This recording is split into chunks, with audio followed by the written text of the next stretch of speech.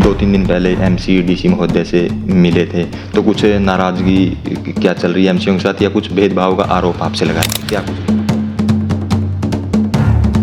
कर लेते हैं? शहर में साफ सफाई पर काफ़ी सवाल उठते हैं कि जो कचरा पॉइंट आपने बना रखे हैं वो 10 बजे से पहले साफ़ नहीं होते, या डस्टबिन रखे जाने थे वो डस्टबिन नहीं रखे गए, तो क्या लाइटें शहर में जल नहीं रही हैं, तो लाइटों को लेकर क्या कुछ व्यवस्था आप लोगों ने? जी लाइट चला हुआ है। आपने भी चुनावी वादा किया था कि जल्द ही सिटी स्क्वायर का काम शुरू होगा, वो अभी तक शुरू नहीं हुआ है। जी कुछ कॉलोनी तो पहले वैध हो गई थी, काफ़ी अवैध कॉलोनियाँ कैथल में अब भी हैं, उसको लेकर क्या कुछ प्लान है और कब तक वो वैध हो जाए? जी कि आगे जो चुनाव होगा उसमें भी सुरभि कर मैदान में दिखेंगे। ये नमस्कार, आज हमारे साथ खास बातचीत में नगर परिषद की चेयरपर्सन सुरभि गर्ग मैडम मौजूद हैं, तो उनसे वही सवाल जानेंगे जो कैथल की जनता जानना चाहती है। तो आइए इनसे बातचीत कर लेते हैं कि क्या कुछ इनका प्लान है और किस तरह का अब नगर परिषद का जो कार्यकाल है वो चल रहा है, तो तमाम मुद्दों पर बातचीत करेंगे। तो आइए मैडम से बातचीत कर लेते हैं। नमस्कार मैडम। नमस्ते।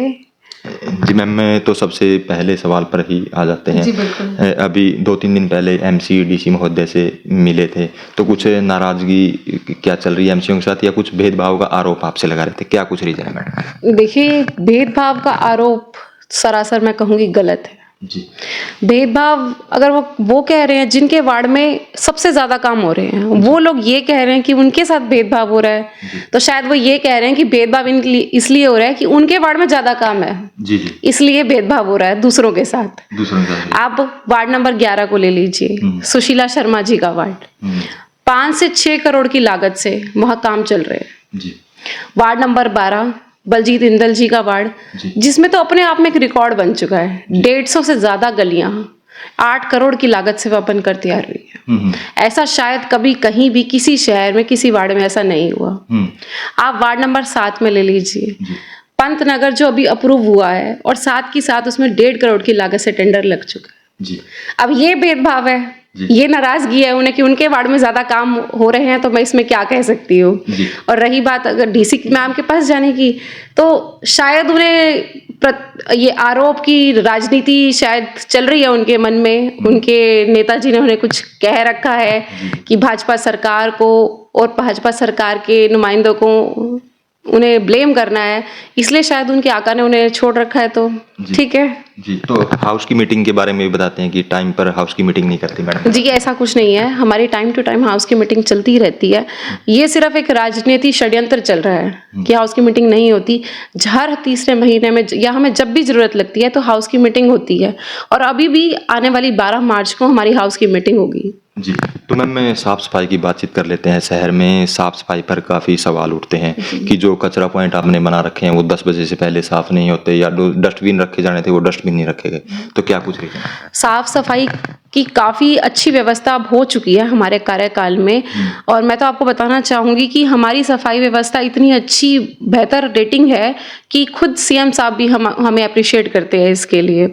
और रही बात कुछ वार्डों में अगर सफाई नहीं हो रही, तो इसके लिए भी हमने एक तैयारी की है कि हमारे 12 मार्च के बाद हाउस मीटिंग के बाद एक विशेष टीम की सहायता से हर वार्ड में एक दिन हर वार्ड में इस हिसाब से हम सफाई टीम भेजेंगे, और जहां भी कोई पॉइंट रह गया है उसे की साफ सफाई होगी। जी, तो डस्टबिन वगैरह भी रखे जाने थे कचरा पॉइंट पर, वो भी नहीं रखे? बिल्कुल, जो वो विशेष टीम जाएगी वो सारा निरीक्षण करेगी, जहां डस्टबिन की और जरूरत है वहां डस्टबिन रखे जाएंगे। जी, तो जो सफाई को लेकर गाड़ियां भी वार्ड में जानी थी वो प्रॉपरली जा नहीं रही, क्योंकि एमसी के पास उसका पता नहीं कि नंबर होना चाहिए, एमसीओ के पास उसका नंबर भी नहीं है, और जो आईडी वगैरह लगनी थी मकान पर वो आईडी वगैरह भी नहीं लगी। बिल्कुल, उसकी हम पूरी रूप से हम उसकी कोशिश कर रहे हैं, और थोड़ा सा समय, एक टेक्निकल है ये चीज़, तो उसके लिए थोड़ा सा समय लगता है। तो शायद इतने पेशेंट्स तो एमसीज को और लोगों को रखने पड़ेंगे कि ये टेक्निकल तरीके से काम होगा, तो इसमें थोड़ा सा समय लगेगा, पर ये काम होगा ज़रूर। जी, तो कब तक, जैसे काफ़ी उम्मीदें हैं? जी बिल्कुल, बिल्कुल 2-3 मंथ्स 2-3 महीने में हम ये काम शुरू कर देंगे। जी। तो मैम बातचीत कर लेते हैं जैसे लाइटों की। 2-3 दिन पहले भी एक वीडियो आई हुई थी, लाइटें शहर में जल नहीं रही हैं, तो लाइटों को लेकर क्या कुछ व्यवस्था आप लोगों ने? जी, लाइटों की हमने 2 करोड़ लगभग 2 करोड़ 30 लाख की लागत से 7700 लाइट्स हमारे पास आ गई हैं। अब आई हैं? हाँ जी, बिल्कुल आ चुकी है और इसका टेंडर भी लग गया है। अब धीरे-धीरे मैं आपको ये विश्वास दिलाती हूँ कि पूरे शहर में कहीं भी कोई डार्क स्पॉट, कोई ब्लैक स्पॉट नहीं रहेगा। ये लाइटें अपने आप में एक शहर को जगमग करने ही आई हैं और पूरा शहर जगमग होगा। मैं इस बात की गारंटी लेती हूँ और आपसे वादा करती हूँ। जी। तो सिटी स्क्वायर काफ़ी लंबा प्रोजेक्ट है, काफ़ी दिनों से चला हुआ है। आपने भी चुनावी वादा किया था कि जल्द ही सिटी स्क्वायर का काम शुरू होगा, वो अभी तक शुरू नहीं हो पाया है। जी, हमने बहुत कोशिश की सिटी स्क्वायर की। अब जो ये कॉन्ट्रैक्टर था हमारा शशांक गुप्ता, इसका केस कोर्ट में चल रहा है और जैसे ही कोर्ट से कोई भी ऑर्डर आता है हम वैसे ही इसको रिटेंडर कर देंगे और जैसे ही हमारा रिटेंडर होगा मैं पूरी कोशिश करूंगी स्पीड से काम हो और बहुत ही जल्द आपके सामने सिटी स्क्वायर बनकर तैयार हो जाए। जी। तो मैम में आमजन की समस्या रहती है कुछ, मतलब छोटी छोटी नालियाँ गलियाँ या कुछ जहाँ भी कुछ कोई मतलब कोई जाड़ वगैरह बदलना हो, तो उसके लिए क्या कोई स्पेशल टेंडर की व्यवस्था आपने की जी बिल्कुल हमारे पास, क्योंकि लोगों को पता नहीं कि इसका समाधान कैसे होगा। जी बिल्कुल, कई बार टेंडर की जो प्रोसेस होती है थोड़ी लंबी होती है तो लोगों के कामों में टाइम लग जाता है। तो उसके लिए भी हमने एक रिपेयर का टेंडर लगाया हुआ है 48 लाख की लागत से, जिसमें कोई भी जरूरी काम है या कोई इमरजेंसी का काम है जिसके बिना आमजन को दिक्कत आ रही है तो उसके लिए वो टेंडर काम करता है। हम उस टेंडर में जो भी काम करना है 1-2 लाख की लागत से, कोई 3-4-5 लाख की लागत से जो भी रिपेयर का काम होता है हम उस टेंडर के माध्यम से वो करवा देते हैं। जी। तो मैम इस टेंडर के माध्यम से कौन कौन से काम है ताकि लोगों को पता चल सके और काम करवाने के लिए लोग कहाँ संपर्क करें?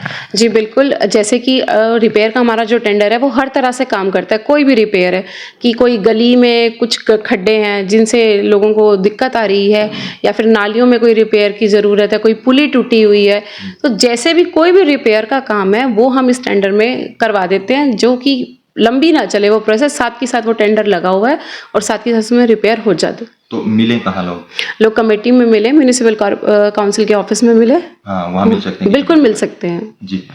तो बात कर लेते हैं सुरभि गर्ग, जैसे चुनाव आपने लड़ा था उस टाइम कुछ वादे आपने किए थे, चुनावी वादे थे, 2.5 साल से ज़्यादा का समय हो गया है, तो कितने चुनावी वादे आप पूरे कर चुके हैं और जो नहीं हुए वो कब तक पूरे हो जाएंगे? जी, सफाई व्यवस्था का जो काम चल रहा है काफ़ी सुचारू रूप से है और हम लगातार उसको और सुचारू रूप से करने की कोशिश में लगातार लगे हुए हैं। और हमने वादा करा था सिटी स्क्वायर का, वो जैसे ही वो कोर्ट में केस चल रहा है, जैसे ही वो कोर्ट का केस हमारे हक में आ जाएगा हम टेंडर रिकॉल कर देंगे। और एक हमने वादा किया था बच्चों की एजुकेशन के लिए, उसके लिए हमने चिल्ड्रन पार्क में ई लाइब्रेरी, जिसकी हमारे पास डीपीआर तैयार थी और जिसकी अप्रूवल भी अब आ चुकी है, तो बहुत ही जल्दी हम बच्चों के लिए एक ई लाइब्रेरी बनकर तैयार हो जाएगी। और लाइट्स के लिए हमने बोला था, लाइट्स भी आ चुकी हैं और लाइट्स का एक टोल फ्री नंबर भी जारी हो चुका है कि किसी को कोई दिक्कत है, पोल नहीं है, कहीं पे लाइट्स नहीं है, तो आप उस पर अपनी शिकायत भी दर्ज कर सकते हैं। और भी अगर कोई रह गया तो हम बहुत जल्दी वो भी पूरा कर देंगे। टोल फ्री नंबर का आपने वादा किया था कि महिलाओं जी, लाइट्स के लिए टोल फ्री नंबर आ चुका है और जो दूसरा टोल फ्री नंबर है जिसे सीधा संपर्क मैं करूंगी, उसकी भी टेक्निकल टीम में थोड़ी दिक्कत चल रही है, बहुत जल्दी वो भी जारी हो जाएगा। जी। तो मैम नेक्स्ट तो क्या बोल सकते हैं कि आगे जो चुनाव होगा उसमें भी सुरभि गर्ग मैदान में दिखेंगे? ये तो हमारी जनता की का साथ है, अगर जनता साथ देगी तो बिल्कुल, अगर जनता चाहती है और जनता हमारा साथ देती है तो बिल्कुल सुरभि गर्ग दोबारा चुनावी मैदान में उतरेगी। जी, उसके लिए पूरी तरह तैयार है। जी बिल्कुल।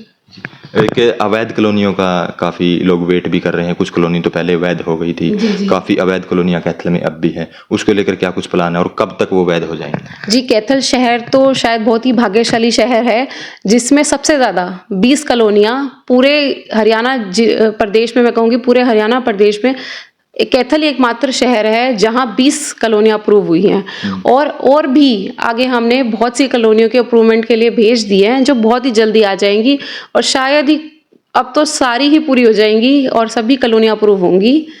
ये हमें सीएम साहब ने आश्वासन दिया है। पहले सीएम साहब से मिले भी थे आप? जी बिल्कुल, बातचीत हुई थी? जी बिल्कुल बिल्कुल, उन्होंने हमें आश्वासन दिया है कि बहुत ही जल्दी सभी कॉलोनियाज अप्रूव हो जाएंगी।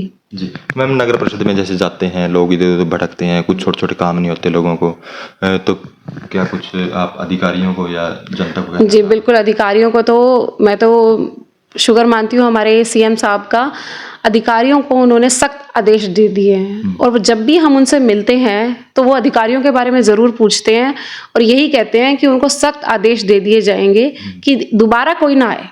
कोई भी आमजन आता है कमेटी में, अपनी कोई भी प्रॉब्लम लेकर आता है तो बस एक ही बार आए, अगर उसे दोबारा आना पड़ता है तो फिर अधिकारियों की खैर नहीं। जी। तो ये थे हमारे साथ खास बातचीत में नगर परिषद चेयरपर्सन सुरभि गर्ग, जिनसे हमने बातचीत की शहर के विभिन्न मुद्दों को लेकर, विभिन्न जो समस्याएं शहर में आ रही हैं उनको लेकर, और किस तरह से जो कार्य हैं वो नगर परिषद के चल रहे हैं, और क्या कुछ मैडम में जो किस गति से काम कर रहे हैं और क्या कुछ इनका मिशन और विजन है। तो इस वीडियो को ज़्यादा से ज़्यादा शेयर करें, लाइक करें, कमेंट करें, ताकि ज़्यादा से ज़्यादा लोगों तक ये मैसेज पहुँच सके।